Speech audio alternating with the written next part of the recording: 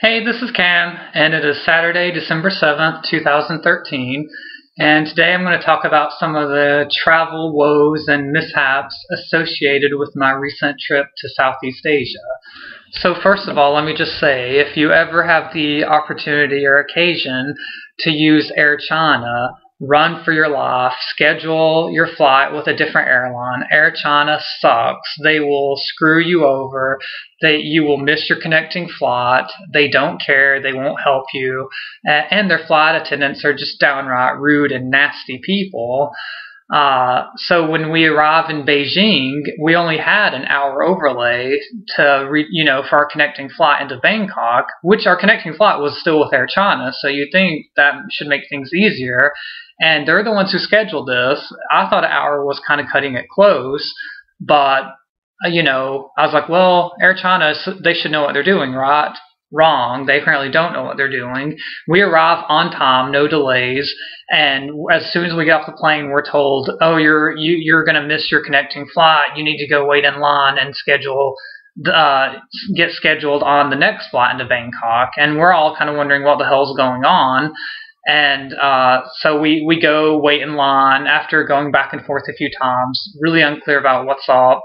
And as it turns out, an hour is not enough time because in China you have to go through, even if you're just connecting in China, not actually staying in China, you have to go through customs, you have to go through immigration, you have to get your passport stamped, you have to go through security.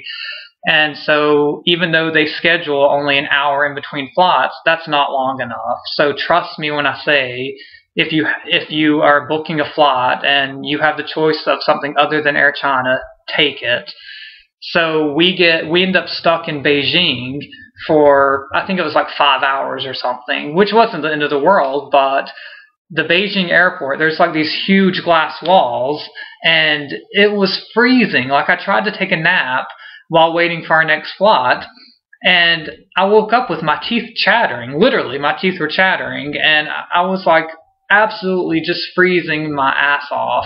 And I was like, this is the weirdest, coldest airport I've ever been in my life. But anyway, I can't say enough bad things about Air China. Screw them for not getting us into Bangkok on time. We paid a lot of money for this flight, and I'll tell all my friends and everyone I know not to use Air China, and I certainly won't use Air China again. Okay, so once we're in Thailand, things are going great. We go down, after spending some time in Bangkok, we take the overnight train down south to check out some of the islands, Koh Tortau National Marine Park.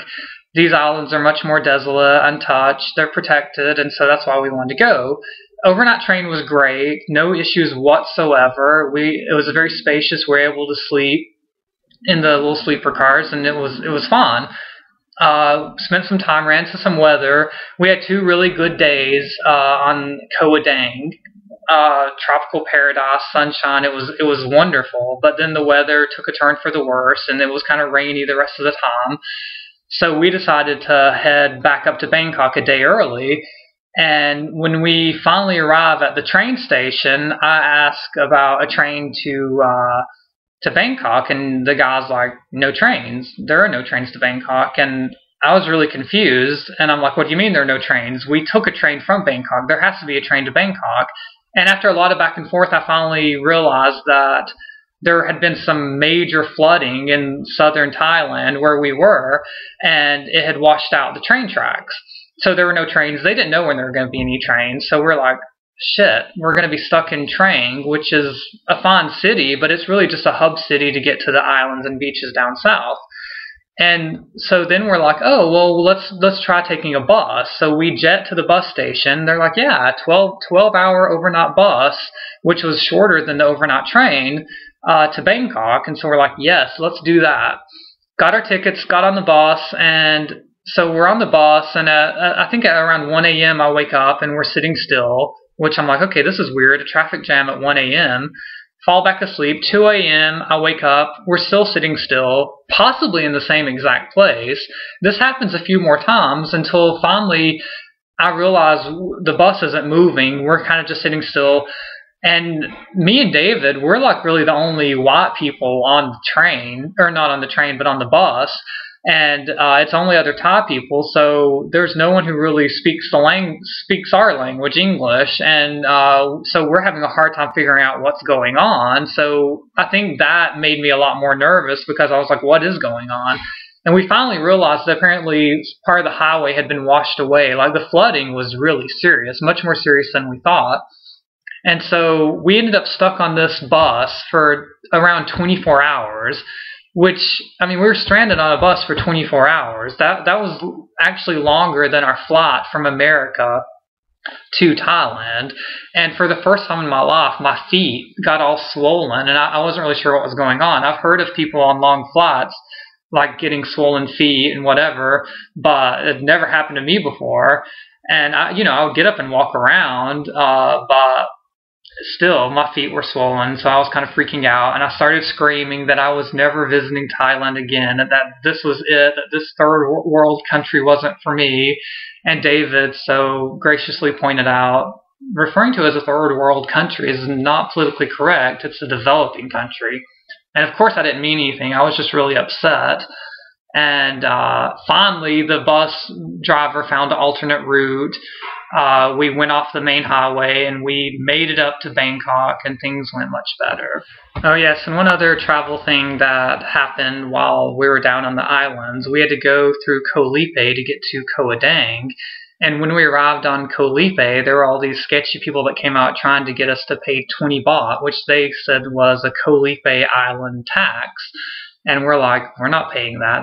That's bullshit. There's no tax to be on the island, and we're not even staying on this island. And some guy yelled, he's like, you can't say no. You'll get thrown off.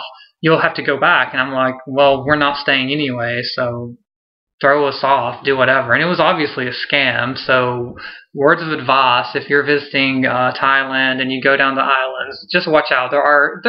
Most people are very friendly, very nice, but there are people who will try to rip you off. Okay, so the important lessons here: Air China is bad. Do not use Air China. They will screw you over. You won't reach your connecting flight. You won't arrive on time.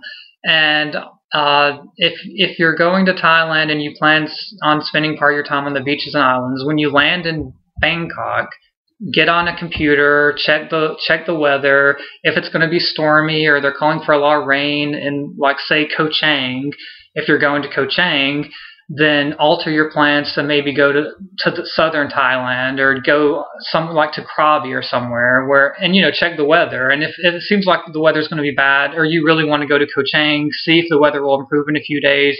Change your itinerary to go to the islands in the later part of the trip. Be flexible in that way. Next time I go, I'm certainly going to, when I arrive in Bangkok, check the weather, because it's no fun to spend your beach time in the rain. The trip to Thailand was awesome, but there were definitely some travel headaches along the way.